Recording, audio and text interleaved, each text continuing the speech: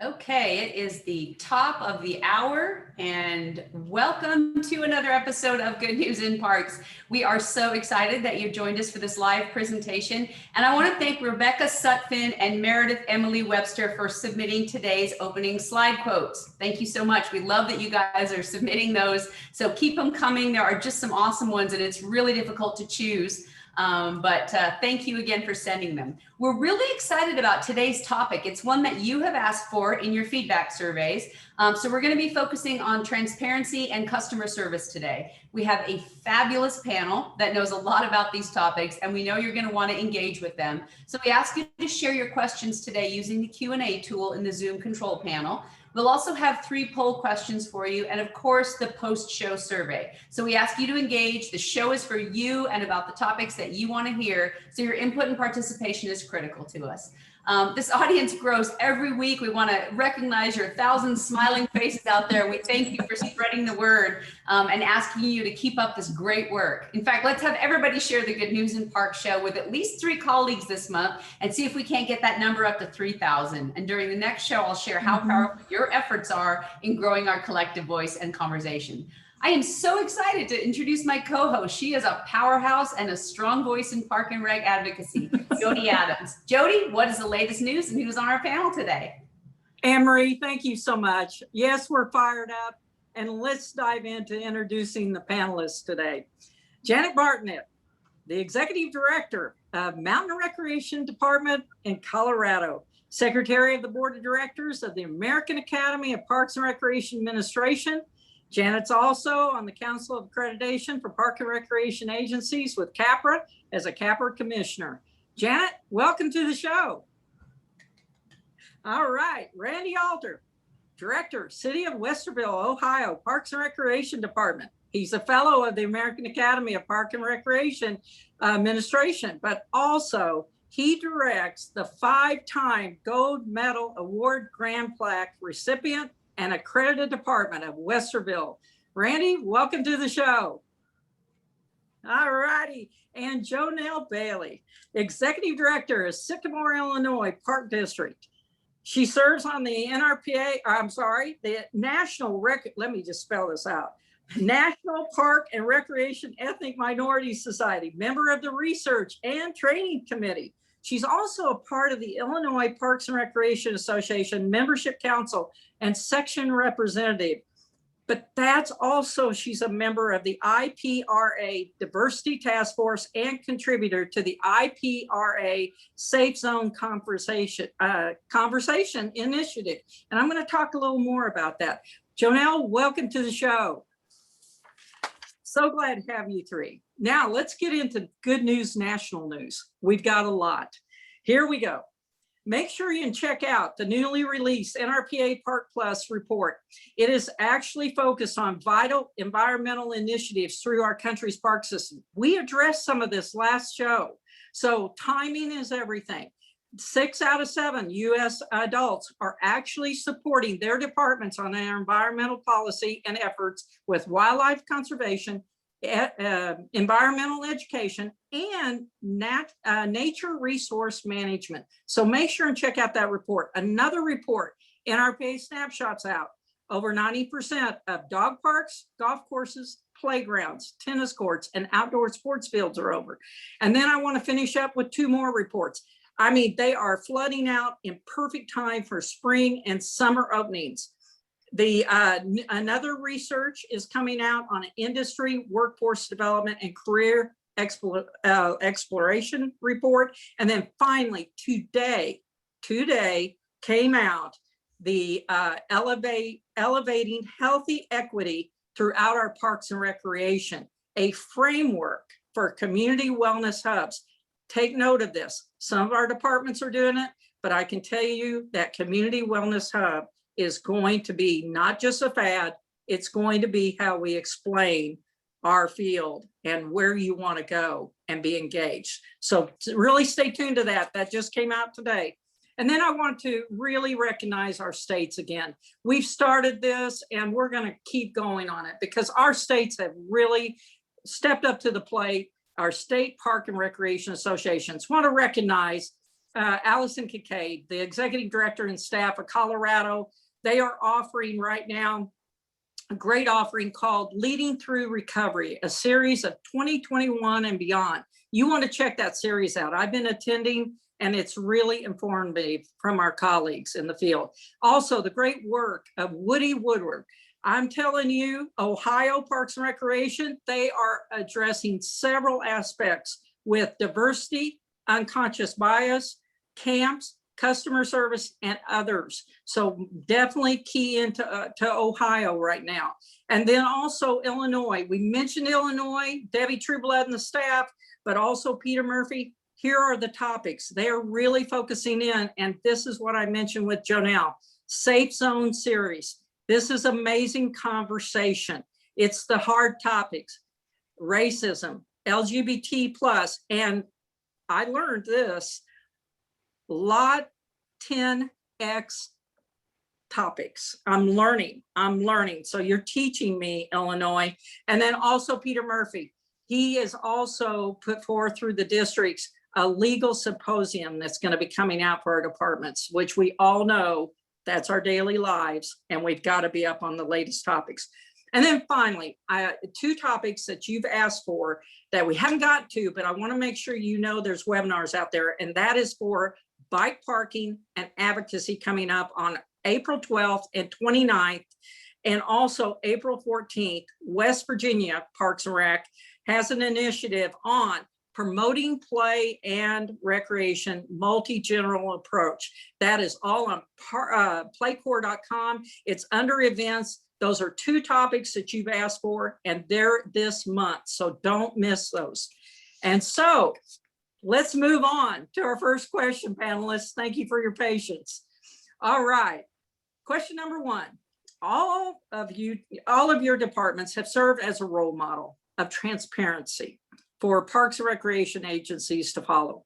How do you design and develop the culture and visibility as demonstrating that transparency? You are totally open books. Let me hear from you. Janet, start with this topic, please.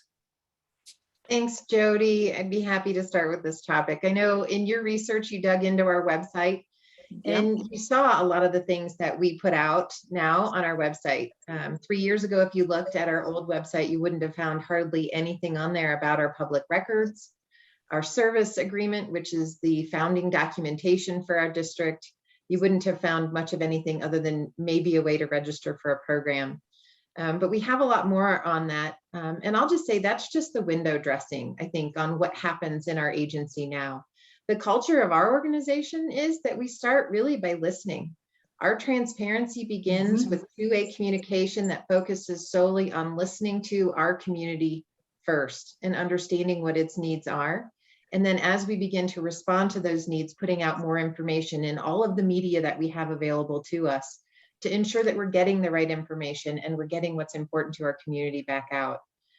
So that's really where we start, really, is with the two-way communication. And I'll add that in our community out here, we're about 30 minutes west of Vail.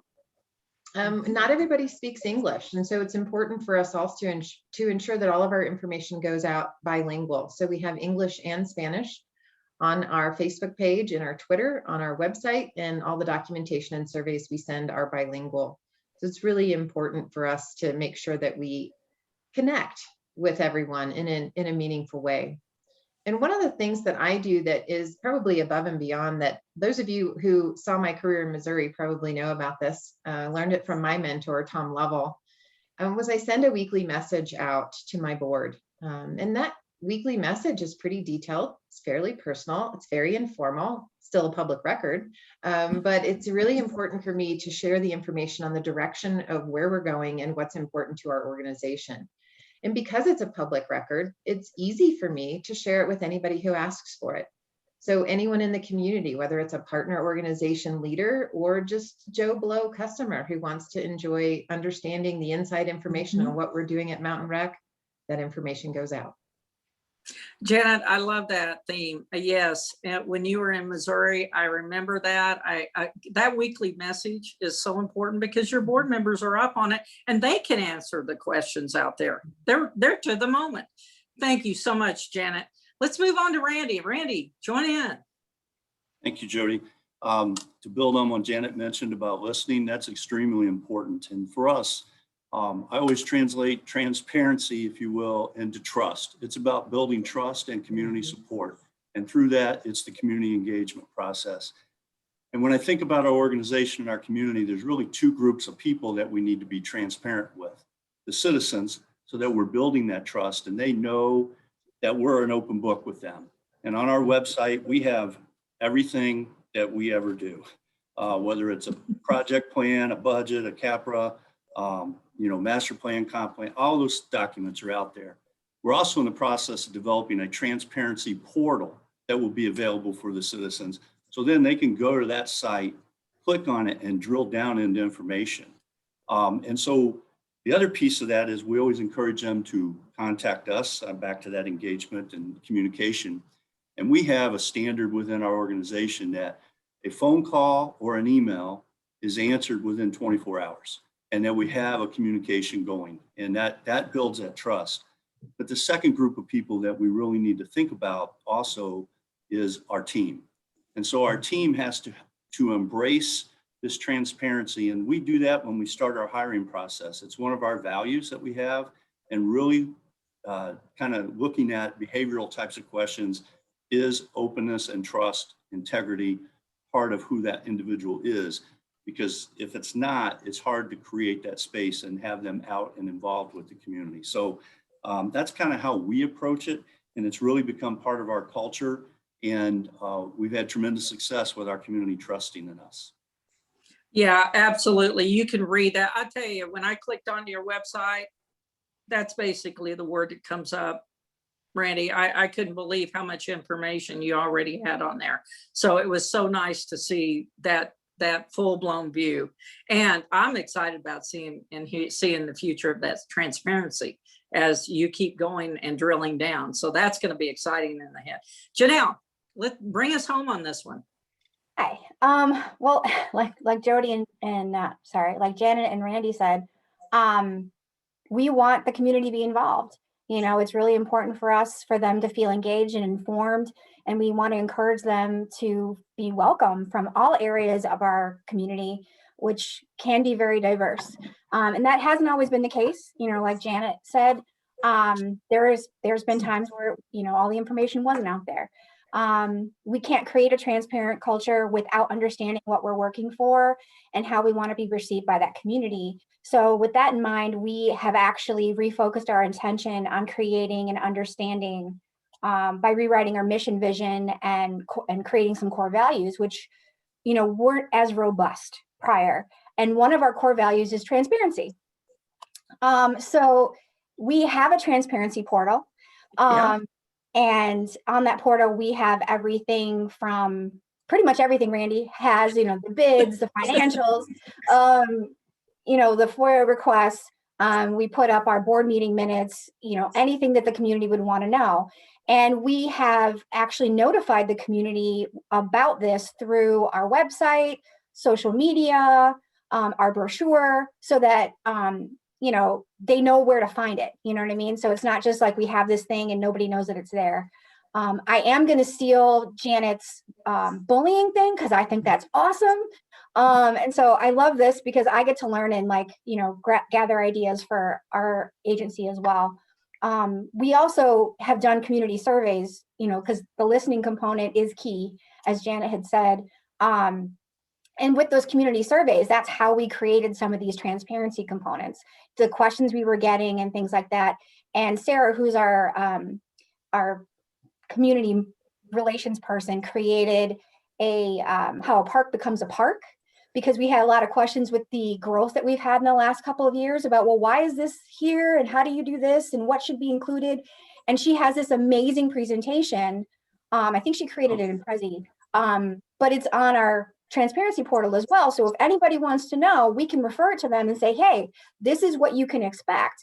And so it's been really great coming into this agency and seeing and being able to work with everybody and the community to help make sure that everybody has the information they may be looking for. Well, you know what? You're just leading gosh, that's putting an idea in your community's head of maybe I can get involved. and help with a park development. It could be anything like that. Great idea. Janet, I want to come back to you. This bullying, you have got to talk about this. When I went on that website, I was going, fantastic way to put it out there. Would you just say a couple words on that? Sure. Our organization was struggling with some, well, the issues that we all deal with in youth sports and adult sports, with folks not behaving well. And so we worked with our board and some of our sports folks to create a bullying and harassment policy. And rather than keeping it quiet and just sending it out with the information about the leagues that were going on, we actually did put it on our website. So it's important for us to make sure that we put it out there. It's called, if you go to our website at mountainrec.org, you can go over to the About Us and slide down to the Be Nice, Play Nice site. And that will show you a lot of more information than just the bullying and harassment policy. But it does put our expectations out there that this is what we're about and this is what our expectations are. Well, it's a great reminder, and I applaud you on that, because you definitely, again, these are tough subjects, but we need to address them. We can be leaders in all those ways. Let me switch back over. Anne Marie, let's go to a poll question. Yeah, let's do that. We've already heard a lot from our panel about some of the transparency. So we want to ask you guys as well, and panelists, you're also able to vote on this if you'd like to. So in the name of transparency, which of the following does your department share publicly? Your master plan, your board meetings. So in other words, can people come attend the board meetings or watch them on Zoom during today's time? That's probably more likely.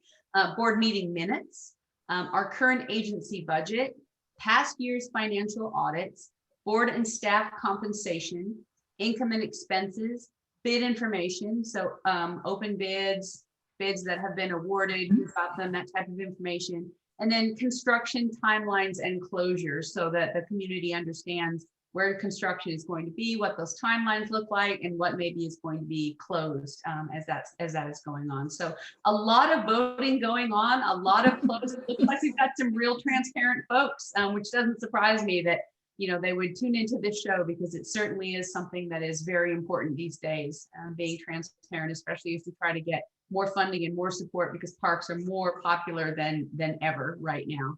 So we're going to give this a couple more minutes. I see everyone's still voting. Those numbers are ticking up, and they are really, really close. A lot of sharing going on there. So we'll give it 3, 2, 1, and let's end the poll and share those results with everybody.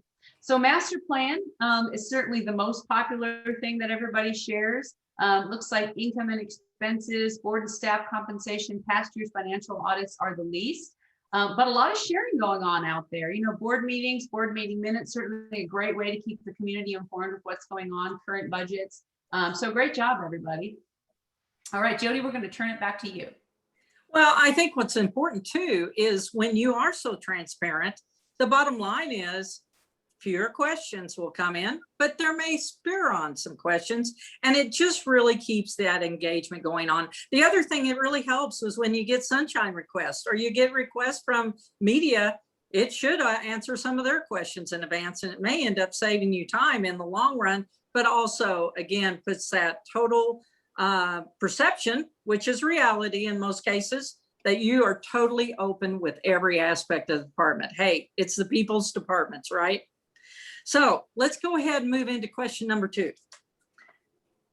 How have you ramped up customer service with the general public in inviting them, protecting them, and preparing them to return this spring and summer to a normal indoor and outdoor activities throughout your park system? And I'd like to go ahead and also we had some smaller departments ask, how do we kind of deal with this with the limited department personnel? So it's kind of twofold if you'll kind of chime in on this. Randy, I'm going to start with you on this question. Thanks, Jody. So I want to start with kind of the premise of our, the basis of our customer service culture. And it's really, if you think about all the governmental agencies there's only one that people have a choice to come to, and they want to come to, and that's us. Nobody wants to call the fire department unless they need them, the police department unless they need them, and they certainly don't want to go to the tax department. So They come to us. And That's a great we point. come up with Yeah. great experiences, but it doesn't matter how great that experience is if you don't have the right people to make that experience happen. And so it starts again back to that hiring process or your volunteer process and how you're bringing them on and how they fit the culture and the values of your organization. And then one of our other things is, we all know we're always on stage and we can't have a bad day. And it doesn't matter if we're at the grocery store or the swimming pool, we are always on stage and all of our staff are. And the last premise that we work from is remembering that no problem is a small problem to the person that has that problem. And so we all know we get trivial problems. Right. And we scratch our head after they go away and we've solved it. But, it's a big problem to them. So that's the basis of culture for customer service. Now, as that relates to bringing our programs and our facilities back online with COVID, it comes back to people coming back and feeling safe and feeling special, and that they have that trust in us that we've built over time, that when they come back, they know our facilities are going to be clean, and which they see all the time. So with cleaning, we are visibly cleaning 24/7, and our customers see us doing that. Our customers also see us handling those issues where people may not follow the guidelines. I'm wearing my mask when I'm in, but now I'm not wearing my mask. Some people are good with that. Some people are uncomfortable with that. Our policy is if you're in our building, and our governor just changed orders, but if you're in our building, you're wearing the mask. And so we have people that are stationed throughout the building, and all of our part-time people are focusing on that as well. How do we communicate in a nice way to de-escalate a situation and get them to wear the mask? Now, the last piece of that is our communication and how we push that out with the public. And, that's in every communication we push out, our email communication, social media, website, and all that, probably what everybody else is doing. With respect to the small departments, we have a group that we're growing right now, but it's a small group of volunteers that are at our facility and they volunteer to be here. And they help us manage the social distancing, wearing masks, greeting people coming into the facility. So they're like our volunteer support group for our full-time and part-time staff. And then, what do we give them? We give them a shirt out of the deal. And most importantly, I tell them every day, we thank them for what they're doing.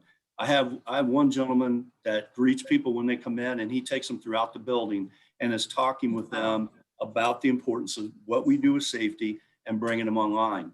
So you can engage your volunteers and train them and make sure they're saying the right things and get them to help you with that.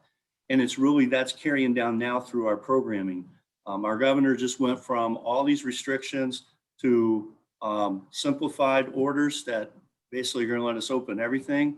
And so we're all adjusting to what that's going to look like and mean. So the greatest importance we have right now is the trust of the people and knowing that they are safe, and we are still going to follow the existing guidelines that were in place before they went away. So that's my my overview of that. I could go on and on all day, but I'll cut that off there. Well, this is very timely because we do know the states are moving and the city and counties are changing right now. There's a lot of evolution going on to decreasing, in some cases, what we are mandatory in doing. So I'm going to come back to it because Randy, you just remind me of something. So after we get done, I'm going to come back to a couple of comments that have been very interesting developments in our communities. Jonelle, it's your turn. Hi. Well, we are a small agency. We have, That's right. about 50 people on staff for the majority of the year. It goes up in the summer, obviously. So, we're looking at providing quality service, not just customer service. So our focus is to keep our community informed, provide the resources and tools that they use to keep themselves and their family safe. They need to know how to get the information, which is why we have our our portal, our transparency portal, and so that they can make the best decisions for themselves. And and we want to make sure that the community knows that this quality of service is including all of our COVID precautions, looking at numbers. So what we've done with that is we've made consistent notifications with a language and a look on everything that we're utilizing. So for signs, posters, banner ads on the TVs that are in our facilities, our social media, that's been huge. That's been an incredible tool that we've had. In our brochure specifically, we're using the same symbols and language that appear in our facilities, and then we add COVID-19 adapted event icons so that they can see, all right, this one has lower numbers, this has, different spacing, this is available online. That way, hey, I'm not comfortable being in person yet. I can take this online. Oh, this is great. I'm going to sign up for that. So we're giving our community options so that, number one, that they're comfortable and they feel safe and they understand that that's what we're doing for them. So, we've created formats for various phase changes, because I don't know if you guys are as crazy as Illinois has been, but anytime there's a mitigation that comes out, there's like 18 million pages that you have to read through and figure out, does this apply to me, or can I make this work because this one's a little bit looser than this other one? And, and how do we do that? And so we created a format. We have an amazing staff that spends so much time on this, but they took it and created a format. So when we get those, it could okay, here, we can put this out right away to say this applies to here, or this is changing, or this isn't changing. And so that's been really incredibly helpful. And then the other thing that we've done, because we couldn't eat inside, you couldn't be inside at all last year, and we wanted, people to come and still see us, because like Randy said, we are the choice that they get. They want to, we want them to come to us. So we created expanded outdoor seating at our golf course, which we didn't have. We've updated different things for this year, adding lighting and tables and making things user-friendly and creating more space so people don't feel crowded. And then added different signage and branding so people actually know where things are from a distance, which we didn't really have before. So we've done kind of more things to make people feel welcome and want to stay. And those are small cosmetic things, as well as in our brochure and social media. So it's not a lot of staff hands-on, because they are still seeing us clean and addressing all those crazy issues that, Randy had mentioned, because we all have those, with people, having different perspectives on guidelines for COVID-19. So we're just very excited about how it's going so far, and the feedback that we've gotten from the community has been really positive. You talk about these are minimal in some cases, but really they're very important, and we're going back to basics, and we're really welcoming more people than ever. Because remember, we were so busy. We had so many people coming at one point, but honestly, we even have more people coming now, and it's so important what you and Randy are talking about. Janet, take us home on this one. So we've done a lot of the things that you all have talked about. If you are playing on our website, and I know I posted that to the Q&A, you can look at any of our registration items on our main website before you head to the registration portal. You can actually see the COVID protocols that are applying to that particular program, league, activity, or facility service right there with the item before you click through and begin to register. So that way we're transparent, we have the information out there. And one of the most important things for us throughout really has been working with our local public health department. And those relationships have been incredibly important for us. I mean, 3 years ago, before the pandemic, I was already working with them to identify what the health issues were in our community so that we could bend our programs and design them in a way that addresses the health issues that are in our community already. So having had that relationship, being able to work with them so closely was incredibly important for us. And then as a customer service, because we had grown our marketing reach so significantly, and we made sure that we were also echoing anything that the county was saying. So anything that county public health was putting out, we were also putting out in our social media and in our email messages so that folks knew and were on top of anything, even if they didn't get the information from the county. That was really important for us. So the moving outdoors, the sanitation, the masks, anything we could do to keep those social connections going and our physical health up was really important. We were one of the first community centers to reopen in Colorado. And we were flying by the seat of our pants, you guys. We were scared. Reality. Scared. But, we went with what the health department told us were the most important things to do. And we communicated that we were doing exactly what they were suggesting.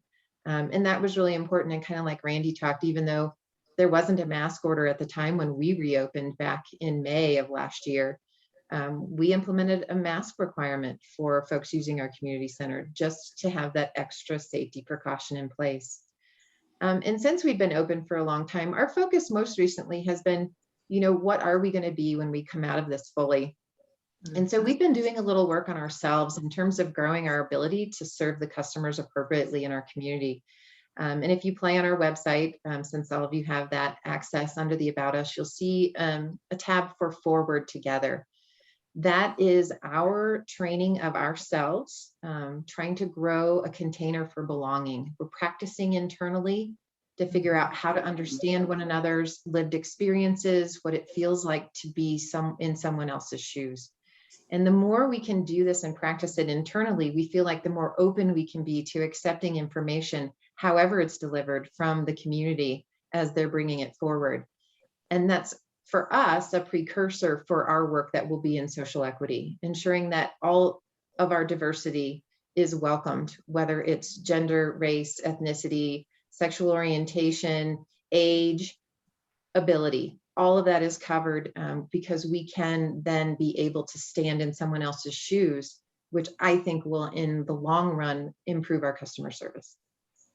Janet, totally agree with you. I think if anything, this has just recalibrated our whole learning of internal staffs, working with the public, even more open, better than ever.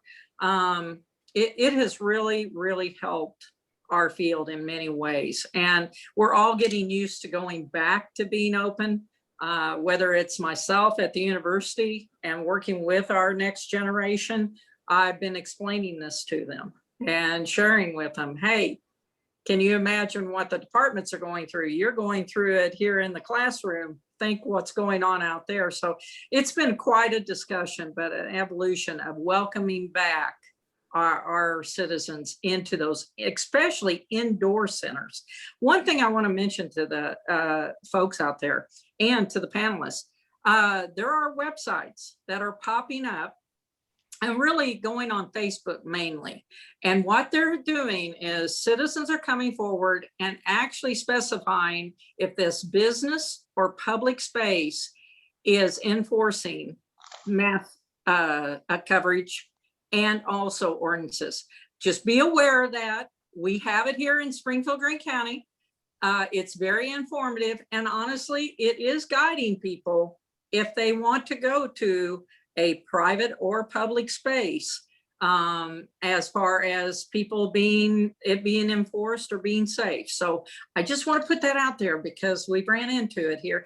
Luckily, we've not seen it. Our public park system here has been enforcing it. So I just want to make everybody aware. Again, this is about good news, but it's also about informing you. Back to you, Anne-Marie. We have some more poll questions ahead. We absolutely do. So we'd like to hear from you and our audience about customer service.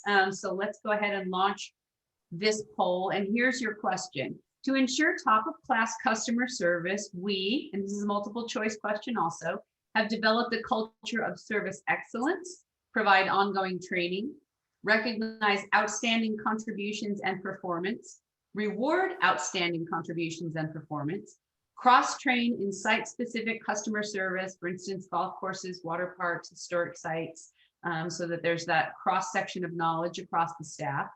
Encourage senior level people to spend time responding to customer requests and calls. That's a good one. A lot of times we can get isolated from talking to the customers as we get promoted and rise up in different organizations.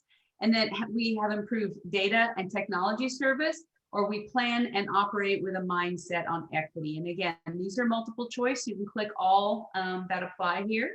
And a lot of good options there. And again, a lot of participation from everybody. We're seeing a pretty good cross section here. So we're just going to be a couple more minutes. Looks like most folks have voted, and we'll stop it in 3, 2, 1. Okay, and let's share the results on this one. So providing ongoing training, absolutely the most popular, followed very close with the developing a culture of service excellence. And that's certainly no surprise given what we know about the industry. Recognizing and rewarding outstanding contributions and performance a little lower on the scale, cross-training, and senior level people, interestingly enough, lower on the scale. And that's something we've heard actually a lot about. It's kind of like, what was that show about the boss, where the boss goes back and works at the, basic entry level. It's kind of a really good way to see what's going on in the industry and get a pulse on that again. So thank you everybody for participation in that one. We have one more for you before we get back to our final question for today. And that one is very simple question. With parks seeing record increases in usage due to the pandemic, has your current budget increased, decreased, or stayed the same? Okay, a lot of passion around this one. The numbers are ticking really quick. So a lot of people voting on this one. I think everybody wants to be a part of this question. It's really interesting because, obviously more people are using parks. There's more stress on our park infrastructures. There's more people there. Litter patrol. We hear a lot of certain areas where there's a lot more litter, maybe from people who are being outside and don't value it the way people who do go outside more often. But it's definitely a concern. Maintaining social distancing, all of those things. So it looks like everyone has voted here. We're going to end this one and we will share it. Well, the good news is stayed the same is the most popular. A couple have increased and a pretty significant amount there has decreased. So that's some really, really good information. And thank you all for sharing your opinion. As always, as you know, we get ideas for future shows from our polls and surveys at the end of the show. And want to remind you again to ask questions in the Q&A. We'll be getting to those at the end of the show. Jody, back to you. Well, that's good to see because again, our last budget segment, that was a little tough because people were seeing quite a few decreases. So this is encouraging, good news. It is. All right, question 3. And this is from the heartfelt audience. Our audience of professionals would like some guidance on the following topics when it comes to career growth and development. And specifically, this is the wording on some of these. What individual ideas, suggestions do you have towards professional growth to the executive level? That's number 1.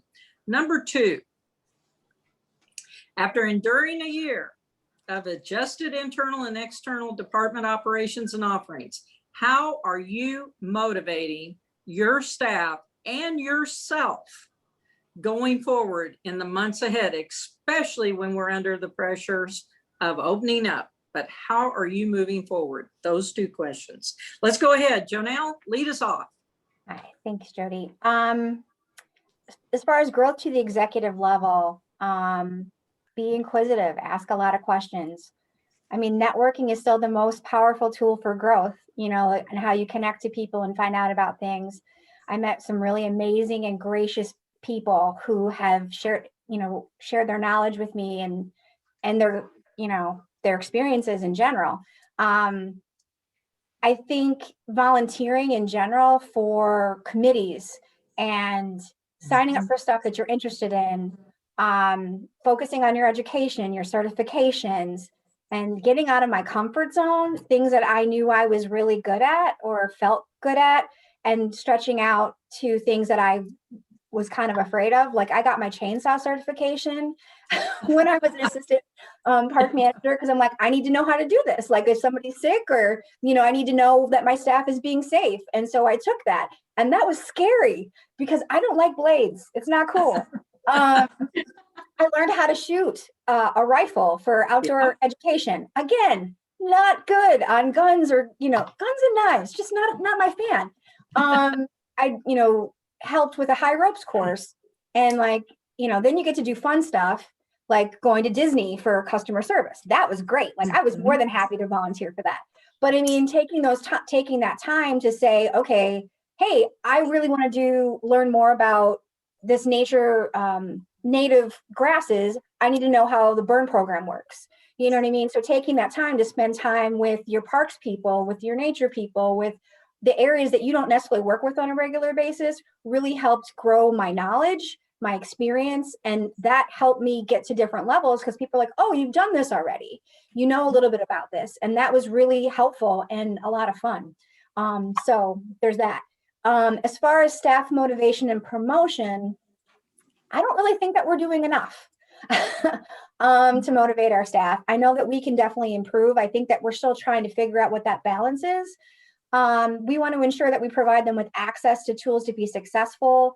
And, you know, as we said earlier, the best way to motivate people is to listen and provide an open door where all issues that they have or that are coming up are listened to and heard, and that they understand that it's valid, and letting them know that we care.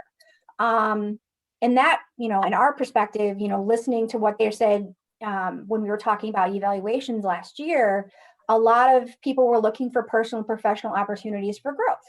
So when we were looking at our budget, we did adjust our training budget to accommodate a variety of training for different areas that we may not have like highlighted prior. So we're just waiting to see if the trainings actually run this year because of COVID precautions.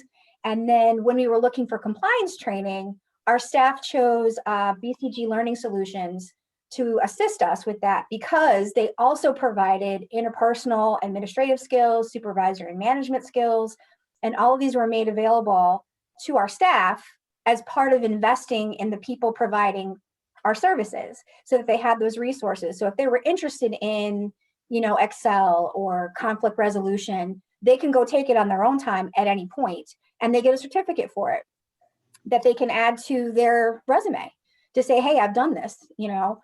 And then, you know, we're working on staff engagement and morale building. And so monthly, we have a graduate assistant who schedules activities for our staff to do for well-being. So, you know, we're highlighting healthy habits. And so we've done a walking challenge. We played volleyball in the afternoon, which was a lot of fun to just like leave the office and go play around for a little bit. And it has a team building component as well, that camaraderie. And then we're planning a golf outing for later in the summer, which our parks guys are really happy about because they get to take a day off and go play on the course that they work on. So, you know, we're trying to create some places, some spaces like that where we're engaging each other and taking a break to enjoy all the stuff that we work so hard to provide for the community. So. Well, and you're practicing what we all preach is get out, be active, and engage. So you're answering that call even with your internal staff, and it just makes us better. It makes us more balanced, obviously. Janet? You know, I think Jonelle took everything that I was going to say there. So, no. As you can tell, we don't censor anything and we don't go into your responses. This is you today. Clearly, Jonelle, you had some beautiful answers, and I'll just reiterate some. In terms of the professional growth, definitely building your network is incredibly important, and there are so many different ways to do that. I would encourage anyone also to consider getting a mentor. And we all know that the Academy and NRPA's YPN and Leadership Development Networks work together to do a mentorship program in the summertime. So I think the registration for that is usually around May or June. So keep an eye out for the emails that come for that, and watch your NRPA Connect to make sure that you can get dug into that. As well, I believe the externships from the Academy are available at this point. They should be opening soon if they're not already open. So applications will be accepted. That's pretty stronger, much more intensive type mentorship, but definitely something to take a look at if you have an interest in getting a mentor and someone who can show you the ropes and help you find your way. Definitely think about getting your CPRP. I'll add that in there, or even your CPRE if you haven't done that yet. Just studying for it, I think, stresses people out, but it also opens your mind to thinking differently about your job and the things that you're working on, and will help you grow professionally.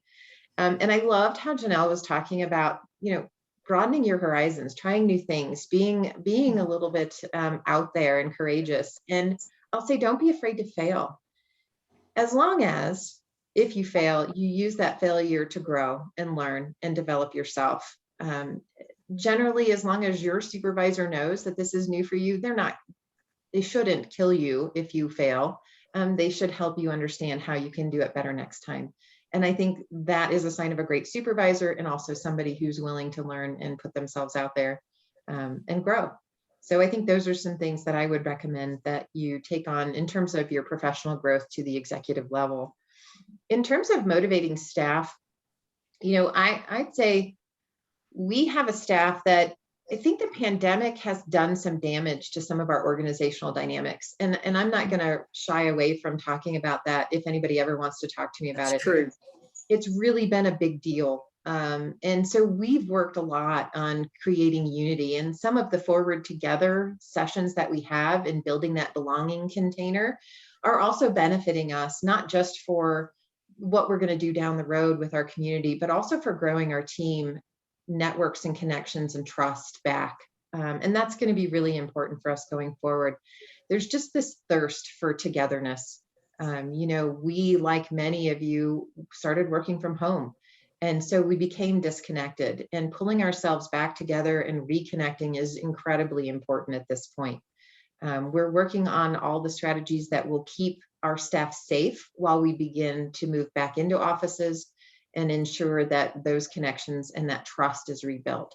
So that thirst for togetherness, we're doing a lot of the things that Jonelle is talking about. We have ice rinks in our communities outdoors that are open and free to the public. Jumping in on those for a day of fun was absolutely a great thing to do. And we have also volunteered at the local food bank because that was incredibly important for our community coming out of the pandemic. And we did that as a team. It's completely voluntary. It was not mandatory. So that way, those who are comfortable coming back in the pandemic were able to enjoy that togetherness piece. And those who were a little shy, maybe they were taking care of an elderly parent or a child with some other risk factor that would be impacted by the pandemic, they didn't have to participate, and there was no shame, nothing. It was completely voluntary. So those are the things we're working on in terms of getting our staff team back together. Folks, hear from the heart. You're hearing from the heart from these executives that have really drilled down into that front line and making sure everybody's together. Randy, ready to hear from you. So that's a good transition with what I was going to say in terms of career development. I've always lived by this. I heard this a long time ago, and you probably have heard this before, but there are two most important days in your life. And that's the day you were born and the day you know your purpose and why. Mm-hmm. And if you look at professionals in our field, most of the time we are servant leaders. We give from the heart, and we'll do anything. We all work long hours. We do anything to help people and to make a difference. And that's really one of the things that I see with career advancement. I've always tried to be authentic, if you will, and go from my heart and to make a difference. With that, I would also say, don't wait to be asked. And I remember my mentor, Chuck Wilt, who's now since retired many years ago. I was young in my career, and I didn't ask Chuck, I just tagged along, and he let me do that.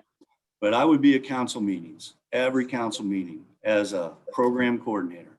And, people thought I was nuts. But I learned by watching how Chuck and other department heads at that time dealt with city council or with the park board. I volunteered and stepped up wherever I could, similar to Jonelle and Janet's experience with what they described. Put yourself in a position to learn, and then you will succeed from that. Because you will create connections, you'll create networks, you'll get different certifications, but don't wait for other people. You have to take it upon yourself to make that happen. And I look at that with my team. I have an awesome team, but some of them really apply themselves to, like Wayne Gretzky says, I scored so many goals because I knew where the puck was going to be before it was there. And part of that is putting yourself in a position to succeed, going to the schools, getting your certifications. I would definitely, as Janet mentioned, participate in the mentor program. But one of the other things, and this comes back to once you know your why, you have to be able to inspire yourself to inspire others. And so it should come from your heart, and you need to be able to develop that trait to inspire others. If you inspire others, no matter what level it is, you will succeed, and people will see that. And through that, other opportunities will present themselves. So those are some of my tidbits on top of unanimously agreeing with Jonelle and Janet's comments. With respect to our team, you guys did take everything I had as well. And I agree, Janet, that, you know, we've come a little separated. So we've been on a 60% in the office schedule, 40% at home. And so we've done different things to connect and using Zoom and or in person types of things. One of the things that I've really been trying to focus our leadership team on is removing barriers, whatever they might be, and investing in our team. Yeah, our budget's taken a hit. Our revenue for us is down on fees and charges alone about 52%, which is a challenge for many agencies. But the one thing I have stressed, and I stress this with my park board council and city management team, is we got to continue to invest in our team because that's the people are what makes the difference in things happening. And through that and that trust we've talked about today, people will come back and our business will come back. And if I can regress for just 1 second, I did fail to mention on how we've been doing things with customer service and safety. So most everybody pivoted, which I'm tired of that word, right? So we transitioned whatever it is to the virtual rec centers and that type of thing, just to keep people going while we're closed down. Well, we looked at that and we've now are developing, and it should go live here by the end of May, and a membership that you can do all these programs and exercises at home. And that's for people that still may not feel comfortable coming back. So we have a professional videographer that has come in and volunteered their time from the university and has developed these videos for us. And we tested them early on. We had Reading with Cinderella and they were dressed up and that type of thing. But now we're going to run our programming so you can buy a membership, kind of like what you do with the private sector, and you can take those classes online until you're comfortable coming back. And so we'll be offering that in May. So that was when I did that, I wanted to get out there that I forgot about. So I think that's it. So hopefully I didn't miss anything else. Thank you. Oh, Randy, I'm glad you came back to it because really that's ingenious, and that's the private sector is out there and they're doing some of that, but we need to be in that ball game. Again, we're seeing blended, we're seeing virtual, but we're seeing in person, and we all are somewhat living that. Just want to capitalize on what something you all said, again, from the heart and soul that you're living every day right now. We do have to keep coming back to our why. Even when you start getting burned out in our field. I've spoke at this about this in conferences. I've been asked a lot, obviously being in the field quite a while, but I got to tell you that motivation, you just keep coming back to that why with not only yourself and your staff, you'll be shocked how it can recalibrate and reboost you and your enthusiasm, because really we are in this to serve. We do want to see people advance and we want to give opportunity. That drives us all the time. And that mentorship is important. It's funny you mentioned pushing Jonelle the envelope on going out and trying things. I tried it one time, and one of my areas was to basically come down a building and trust those ropes and trust it at the university. And I did it on one of the walls of the stadium. Hey, I know Anne Marie does that all the time, but I got to tell you, it made me a better person to face my fears and have that courage. So again, I could talk all day on this myself. So I just had to give a little input. I want to turn it over to Anne Marie. We've got some recognition ahead. We do. And this is one of our favorite segments and also one of our audience's favorite segments. And I just got to say, I mean, you guys have you are so motivating. Randy, I think I probably have enough quotes for the opening slide for the rest of the show. running from the things that you said. And honestly, the person that's the videographer from that university, you should talk to that university about speaking to their graduating class, because I'll tell you what you said today could absolutely be a graduation speech. So motivating. You guys are amazing. So let's launch into this. I'm going to share my screen. This, as I said, is one of our absolute favorite segments ever, because this is when we give our panelists an opportunity to recognize a person or a team that they work with. And we all know none of us can do this alone. And so let's launch into that with no further ado. So Randy, the first slide is yours. Tell us about your team. Well, thank you. So I took a different approach to this, and you probably could pick that up today. It's really about our team that provides all these special experiences and works so hard. And so that's the image that you see on the top. And when we won our last gold medal, we had, most people were off that day, and everybody came in and we had a luncheon and celebration, and mayor and council and the community was there with us. So it was a really great day. They make the difference every day. I also have to give some props to my council and park board. Without their support and understanding our why and the importance we are to the community and how we affect economic development, how we protect the environment, how we get everybody engaged, regardless of their challenges or economic challenges or whatever the case may be. So they give us the support, even through this pandemic when we were closed. They were there for us. And then at the end of the day, our why is that last picture in the lower left. And it's about our community. And we do this to make a difference, and our community supports us. And this was an image that we had from one of our gatherings a few years ago. So I wanted to share that. This is pre-COVID time. As you know, nobody has a mask on. So pre-COVID time. So with that, I just am grateful for the opportunity to share our story and perspective with you all. And thank you for the opportunity. Well, thank you for sharing. It's a great story, and we're absolutely thrilled that you shared it with us. Jonelle, tell us about Sarah. I am so excited to talk about Sarah in general, because I'm not the only one who thinks she's awesome. So that's also a bonus. Sarah is our recreation supervisor, but she also handles all of our marketing, our community relations, our PR. We ask her to do a lot. So all of the wonderful things from our transparency portal, she gets to put up there. She's really great with pretty much everything. And so I can't speak of her enough, but I also wanted to read a couple of things that the other staff have said for her. And don't worry, Sarah, I will be sending you all of these. So one of the things people say is that she takes the ordinary and turns it into magic, which she does. And some of the things that we send her are crazy, and then she takes it and makes it make sense, which is really special in general. She's always friendly and pleasant to deal with. She's got a lot of common sense and logic for the programs.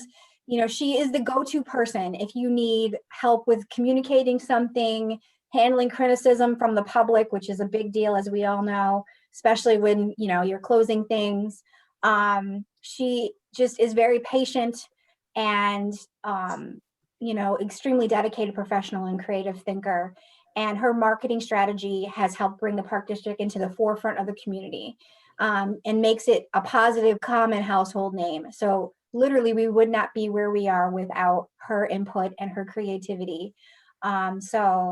We all love her, and we just want to make sure that she and everybody else, honestly, understands how amazing she is and how much we appreciate her efforts and dedication. Oh, that's awesome. Thanks for sharing that. And Sarah, if you're on today, congratulations. Sounds like an extraordinary person that's a great addition to your team. All right, Janice, tell us about Eddie.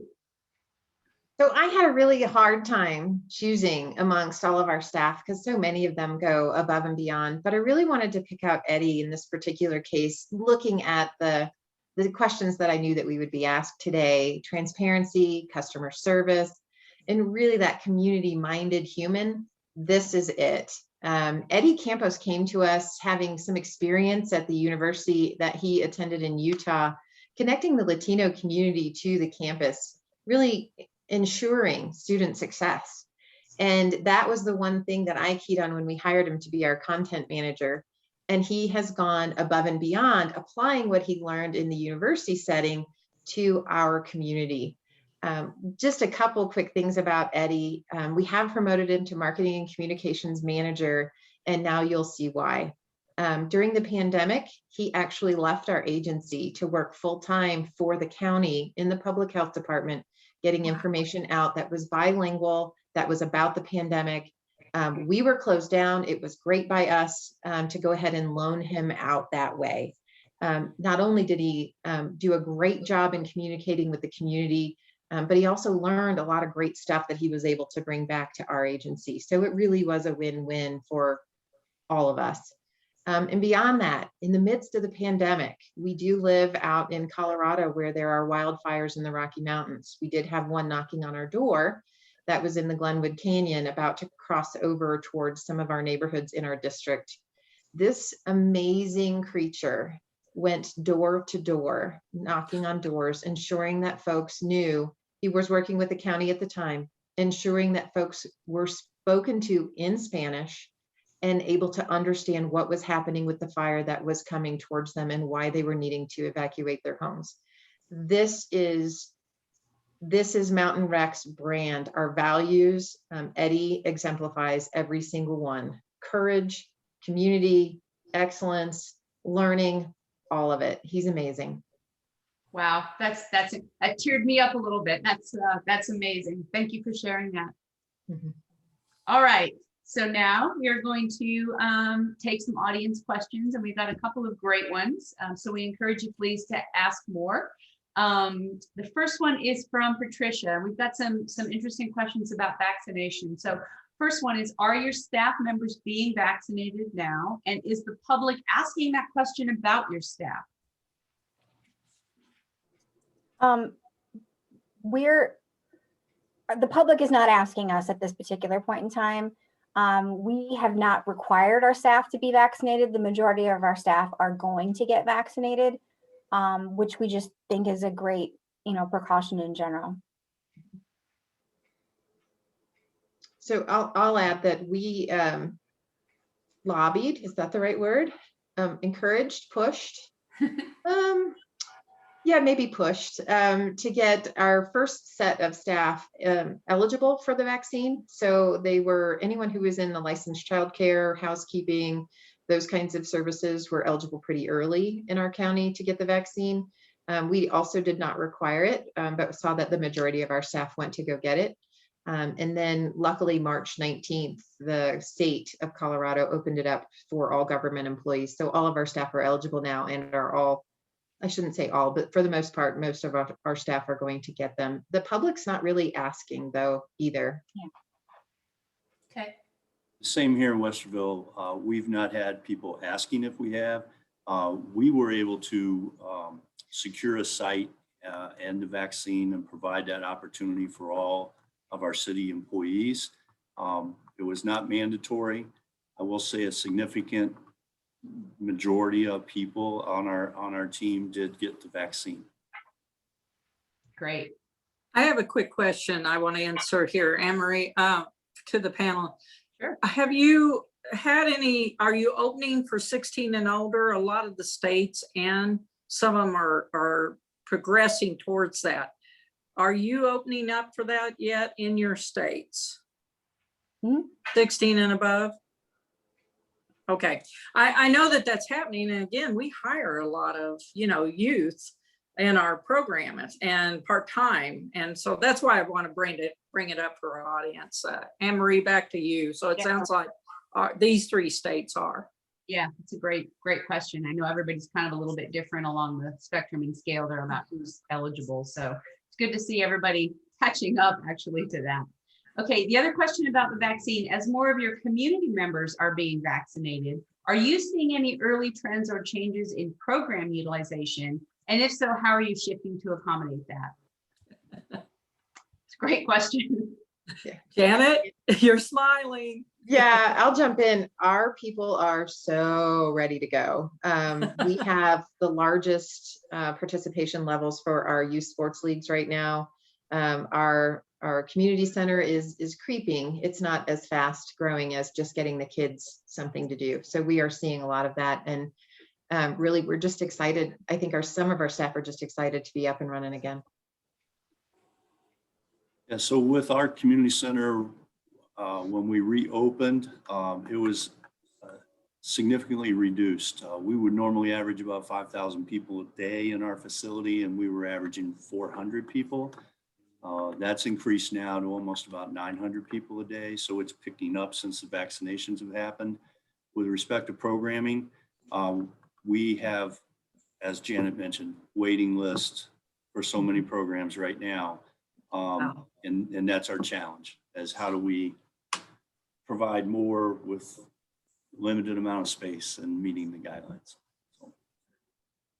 With us, because we're smaller and we're more of a close-knit community, we've been open since last year with just smaller class sizes and, limited, track or fitness center access.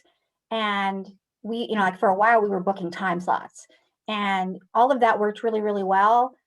We haven't had any complaints. People have been attending consistently, which is great. We have seen an uptick with the vaccinations as well as with the weather changes, because we can do more things outside. So our programs that we're offering are kind of expanding. And now that some of the restrictions have been lifted, we have seen a large increase. Like Janet said, our community is ready to go. They're so done with COVID, like the rest of us.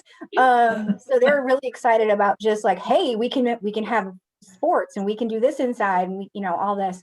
So yeah, I don't necessarily think it's related to the vaccination so much in our community, and just more about the relaxation of the restrictions.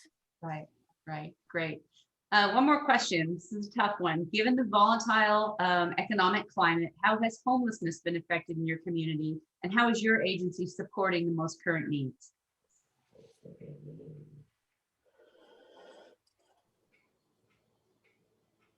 Not a test question. Yeah. Yeah. I mean, we don't have a large, we're a farming community, so we don't have a large connection, like a homeless challenge. I know that we've helped a lot with the food pantry, because there's been hunger issues, food insecurity, that's the word I'm looking for. And so, there's been a lot of volunteer efforts for the food pantry and supporting, local agencies that work with that. But as far as homelessness in our community, it really hasn't been top of mind or top of, a major issue. Mm-hmm. So it's a little bit more complicated where we are in the Rocky Mountains. So for those of you who aren't familiar with the area, I need to give you just a smidge of background. So we do have Vail, literally 20 minutes up the road from us. So very expensive place to live here. Even down valley where we are, it's still very expensive to live compared to the wages that folks are paid at the resorts. Okay. So we technically don't have a ton of homelessness, unless you consider that a lot of folks who end up homeless end up in campers and campgrounds and that kind of thing. So it's not quite what you see in more of the metropolitan areas. What we experience on the other end is, especially given the pandemic, a lot of folks have wanted to move up here to get away from those larger populations in the metro area.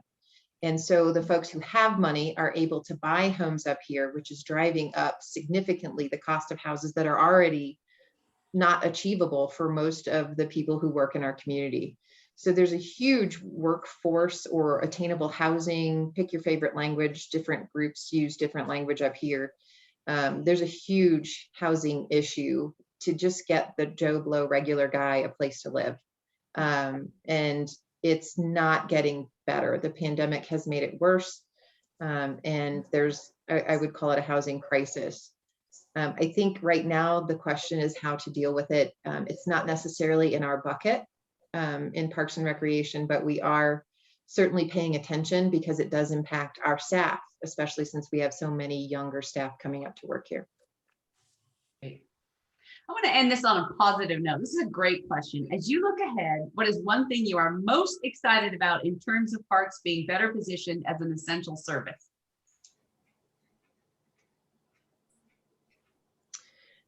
So I'll jump in there as well, if that's okay. Yeah. So we are at Mountain Recreation. If you go to our website and under the search bar type capital projects, we couldn't figure out how to nest the page appropriately, so it doesn't have a direct link. But if you search for capital projects, you'll be able to find our capital projects page. We are in the process this week of polling for an $80 million ballot initiative that will go in November if the polling results turn out to say that we are okay to do that. And I know that sounds like a ton of money. Construction is incredibly expensive up here, but it will convert 2 of our recreation centers to full-blown community centers and expand the existing community center that we have in Gypsum to really create those social hubs. And I think the key for us has been through the pandemic, ensuring that we can be seen as an essential service, the place to go for those social connections, given that the biggest health issues we have really are mental and behavioral health issues. So those social connections are key. And being able to tap into that essential service that we have in terms of bringing the community together in those public spaces, we're looking forward to seeing if we can pull this off, because we know it's essential for our community to have these facilities for nonprofits to be activated, as well as for us to be able to offer our programming and bring the community together.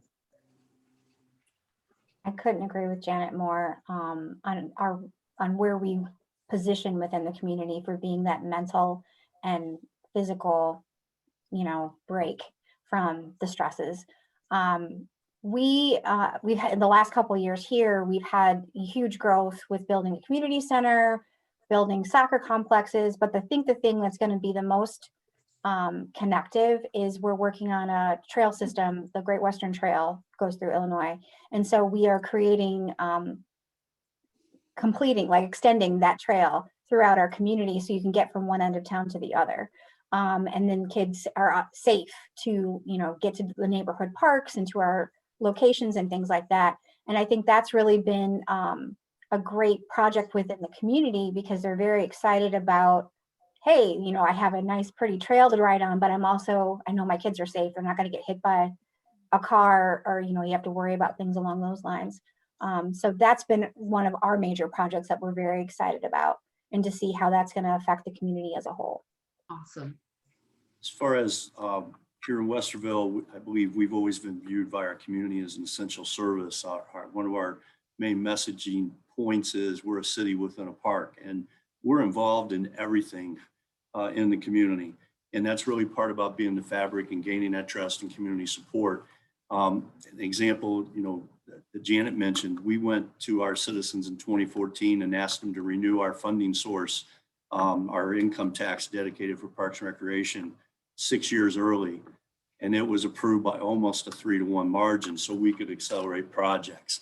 And now that we have some of those projects done and the others are coming online, I'm most excited about being able to connect again with our citizens and see the smile on their face or hear their stories about why we are so important to them, because they do share that. And I know we're blessed here. We have, our last survey, 90% of our citizens use our park system. They highly value it. I love getting out and listening to them and engaging with them. And that's what I missed during the pandemic, and I'm looking forward to that. That's awesome. All right, I'm going to wind up by trying something different here. This is a little bit of information, first of all, about our next show. We're having another one in April, so it's a 2-show month, always at 1 o'clock Eastern. This one's April 28th, and it's a special edition on forecasts and trends, and we're putting together a dynamite panel, still in the works. So we are so excited about that one. As always, you can register playcore.com/season2. You can sign up for this show. You can sign up for all the other shows. The other thing, just a quick word about CEUs. As a reminder, to get your certificate of participation, you need to complete the survey for the episode by scanning, we hope this works, that QR code there, or through the link that you see, or you'll also get that link in an email about an hour or so after the show. Please note you have until Thursday, April 15th to complete the survey. And then the way this works, once the survey period expires, our little Good News production team begins manually creating all of those certificates. So it takes a little bit of time, but you should get that about 10 business days or so after that expiration. They'll come by email, and please, I know everybody gets excited about CEUs, but please be patient with them. They work as hard and fast as they can at getting those out to everybody, and they completely understand how important those are to everybody. If you have any questions about that, email core@playcore.com. The team is there and they would be happy to respond to you. So with that, Jody, take us out today.